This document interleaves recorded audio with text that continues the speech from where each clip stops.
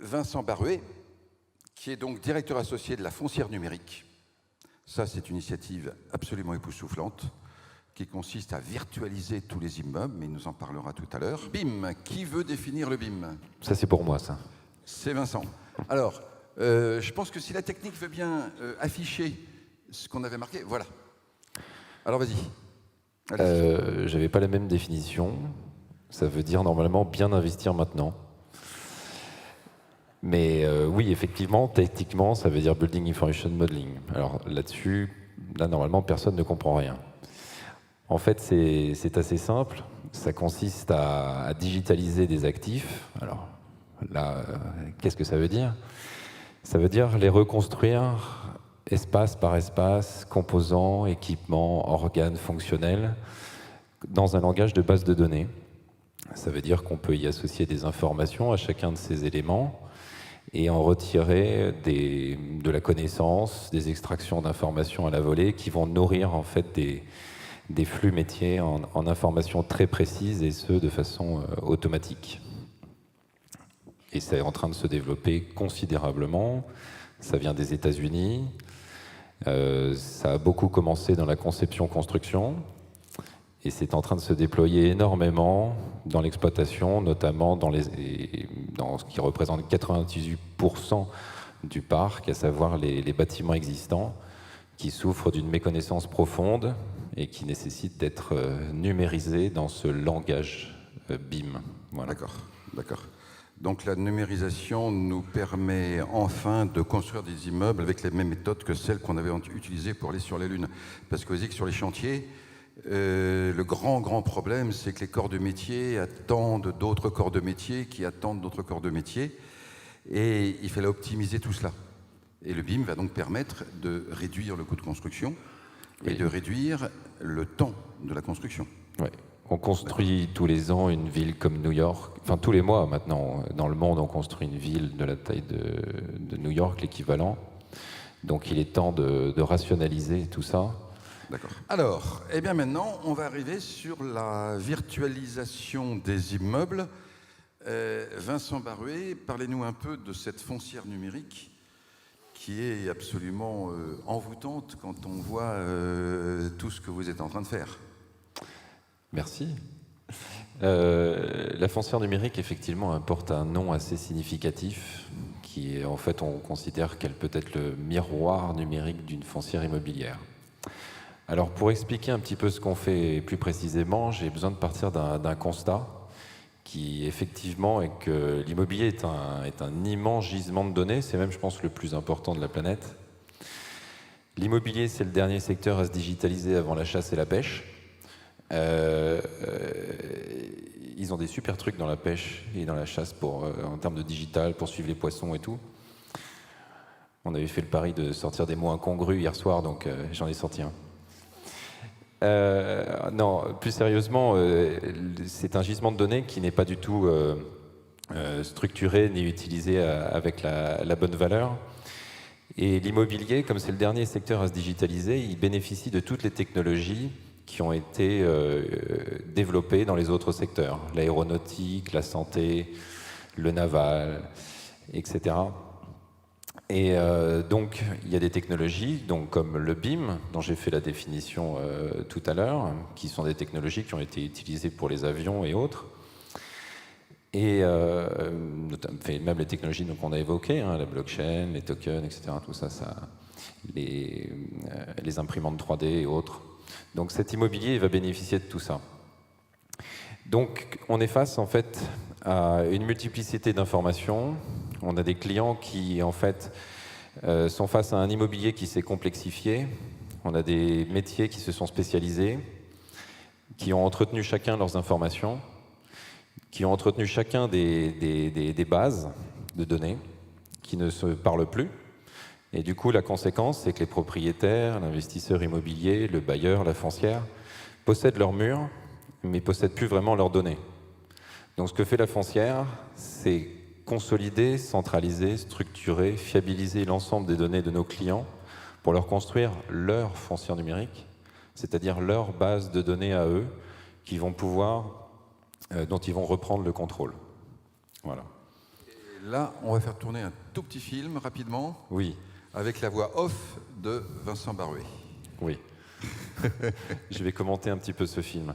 Donc, ici, on part d'un territoire, parce qu'il y a de la donnée partout, à l'échelle des villes, à l'échelle des quartiers. On appelle ça de l'open data. Donc, c'est très important, cette information, de pouvoir la capter, parce qu'un actif immobilier, ce n'est pas un avion qui vole, ni un bateau qui flotte. C'est un actif qui est incarné dans un territoire, donc il faut pouvoir comprendre ces environnements. Ici, on exprime que la donnée, elle est donc très disséminée, et que donc notre métier, c'est effectivement de la centraliser. On la met dans une sorte de sarcophage. Il y a même la petite trace de fumée qui sort du sarcophage. Et ici, on est face à un immeuble haussmannien, un gros immeuble tertiaire, 32 000 m² à peu près, dans lequel on a entièrement reconstruit l'ensemble de ses composants. C'est pas pour faire joli, c'est parce que c'était un actif qui souffrait d'une méconnaissance profonde et cela engendrait en fait des coûts d'expertise redondantes où il fallait repasser tous les 4 matins pour faire des mètrés, des surfaces. Il y a l'assureur qui appelle parce qu'il y a une fuite et on se dit qu'il faut absolument qu'il y ait un cordiste qui aille sur la toiture pour mesurer telle chose. Donc il y a un vrai besoin d'accès à l'information immédiate. Et c'est un actif aussi qui, parce qu'on lui a construit son référentiel de données à lui, il devient une plateforme de service sur laquelle viennent se plugger différents outils qui peuvent être pour les utilisateurs, les prestataires et autres. Et puis on fournit des indicateurs de performance, parce que quand on réunit la donnée au même endroit, ça permet de la croiser, ça permet de créer de l'intelligence. Et voilà, et on met tout ça dans la poche de notre client, et je peux vous dire que c'est un sacré challenge, parce que des immeubles comme ça, c'est à peu près presque 1 million de composants, et donc beaucoup d'informations extrêmement complexes à gérer. J'ai pas bien entendu, 1 million de 1 million de composants, à peu près. Les murs, les portes, les fenêtres, les équipements, les CTA, les cheminements de réseau et autres. Voilà. Donc on fait en sorte d'approfondir la connaissance de cet actif. D'accord. Et à ce jour, vous avez numérisé combien d'immeubles en tout? Alors, depuis 10 ans, pour ma part, ça fait presque 2 millions de mètres carrés. On a commencé par des stades pour l'Euro 2016. Ensuite, on a fait des hôpitaux, on a fait des objets très complexes. Ensuite, on a fait du logement, du tertiaire, on a un peu tout fait. On a même fait le Quai d'Orsay, on a fait le Bataclan pour des sujets de sûreté et sécurité, pour obtenir très très vite l'information pour la police ou le GIGN pour qu'ils puissent intervenir. Donc il y a de multiples usages, mais la foncière numérique, elle adresse d'abord, je dirais, les asset managers pour leur permettre d'avoir une compréhension immédiate de cet actif. Et il faut savoir quand même que la digitalisation, on va en parler aussi un peu après, a un gros impact sur la liquidité des biens. C'est-à-dire ça rassure énormément un acquéreur d'avoir un bâtiment qu'il maîtrise complètement et où il sait que l'ensemble des acteurs, que ce soit le property manager, les facility managers, toute la gestion locative, peuvent graviter autour des mêmes infos et contribuer aussi à enrichir cette même base d'information. En fait, chacun devient un contributeur ou un consommateur d'une donnée immobilière qui vient enrichir la base du client. D'accord, d'accord. Alors, j'ai une question maintenant. Ça, c'est la question traditionnelle des gendarmes et des voleurs. Chaque système a une faille. Comment protéger cette nouvelle technologie pour qu'elle ne soit pas utilisée à mauvais escient? Alors, on va commencer par Vincent, parce que c'est vrai. Imaginons une entreprise. Elle met en base de données sur la foncière numérique ou elle numérie foncière, je ne sais pas comment vous dites, son immeuble. Elle a toutes ces données, quelqu'un lui prend et après peut passer par tous ses prestataires, etc. Alors déjà, il y a des technologies derrière, puis il y a des centres d'hébergement. Donc nous, on est hébergé là où il y a la carte vitale. C'est censé résister à la chute d'un Boeing. Bon, ils n'ont pas testé, hein. Mais en gros, donc déjà, il y a une sécurisation informatique évidemment de premier niveau, des récurrences de sauvegarde, d'historisation des données et ainsi de suite qui sont extrêmement importantes évidemment. Et le nerf de la guerre, en fait, c'est, je dirais dans la donnée d'exploitation, c'est l'habilitation des informations. C'est-à-dire qu'évidemment, qui a le droit de voir quoi. Dans la conception-construction, tout le monde a un même intérêt, c'est de construire, donc ils sont dans une transparence de l'information.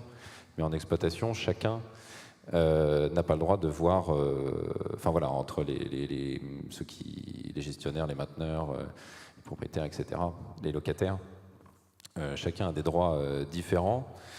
On a des technologies en fait qui couplent. Alors déjà, on a du machine learning pour arriver à absorber ces informations, les structurer, etc.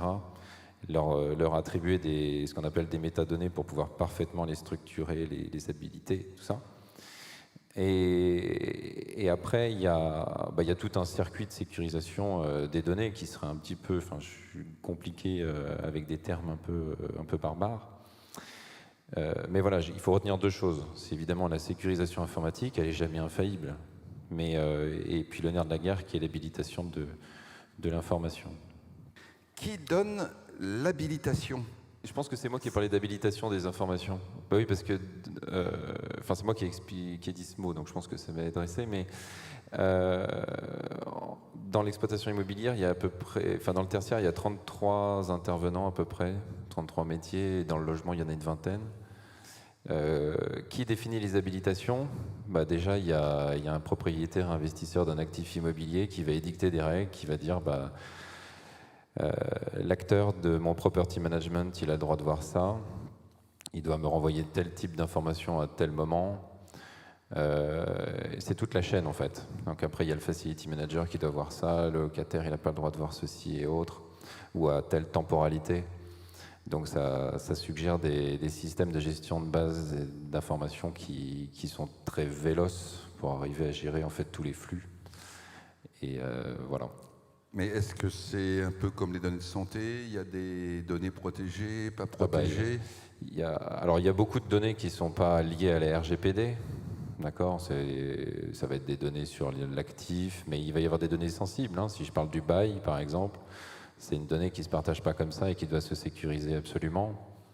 On a même certains de nos clients qui veulent garder sur leur propre serveur. Enfin bon, je ne vais pas rentrer dans les détails. Même la donnée de surface peut être quelque chose d'assez sensible. Quand on voit les deltas qu'il y a entre la surface locative, la surface déclarée, la surface effective, la surface de plancher, etc. C'est intéressant d'avoir une précision de la surface instantanée quand on a des techniciens qui viennent intervenir sur un actif, par exemple. Mais il y a certaines typologies de surface qu'il faut révéler qu'à certains moments, ou par exemple quand on change de locataire. Je vais proposer un exercice très simple maintenant. Chacun de vous dit quelques mots de conclusion. Vincent ? Je voudrais d'abord vous remercier et ensuite quand même alerter sur le fait qu'il n'y a que 4% des données du monde qui sont hébergées en Europe. On a Google qui est arrivé avec Google Earth, Google Street View, etc., qui a demandé la permission à personne pour capter l'information de nos villes, nos quartiers, de nos immeubles. Ils n'ont pas encore passé la porte de l'immeuble. Je pense qu'il faut que les propriétaires, les investisseurs, etc., reprennent possession de leurs informations et qu'au moins ils initient une digitalisation en fait, de leurs actifs derrière cette porte. Parce que derrière, il y a énormément en fait, de gisements de performance, d'optimisation. Et c'est un super nouveau monde qui s'ouvre. Mais voilà, la France, l'Europe, je pense, doit posséder son patrimoine immobilier et posséder les données de son patrimoine immobilier.